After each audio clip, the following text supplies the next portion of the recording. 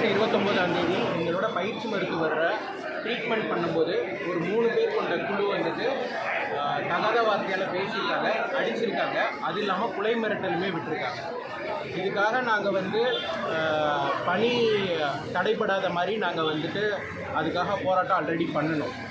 அந்த டைமில் வந்துட்டு அப்போ வந்து போலீஸ் ப்ளஸ் அட்மினிஸ்ட்ரேஷனில் வந்துட்டு கண்டிப்பாக வந்து இதில் சம்மந்தப்பட்ட நபர்களை அரெஸ்ட் பண்ணிடுறோன்னு சொல்லி அஷூரன்ஸ் கொடுத்தாங்க. அதனால அந்த போராட்டம் வந்து கைவிடப்பட்டது.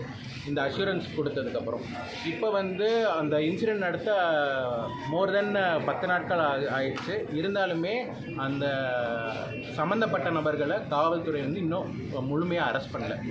இதுக்காக வந்துட்டு எங்கள் சார்பில் டீன்னு ப்ளஸ் அட்மினிஸ்ட்ரேஷன் சைடில் இருந்துமே அவங்க சைடு கம்ப்ளைண்ட் கொடுத்துருக்காங்க. ஸோ அவங்கள அரெஸ்ட் பண்ணுற வரைக்கும் இந்த போராட்டத்தை வந்து நாங்கள் தொடருவோம். காவல்துறை சம்மந்தம் அவங்க என்ன சார் சொல்லுது? என்ன சார்? காவல்துறை சம்மந்தம் என்ன தகவல் சொல்கிறாங்க? இல்லை, அவங்க ஆல்ரெடி 2 பேர் அரெஸ்ட் பண்ணியிருக்காங்க சார். ஆனால் அதில் ப்ரைமரியாக முக்கியமான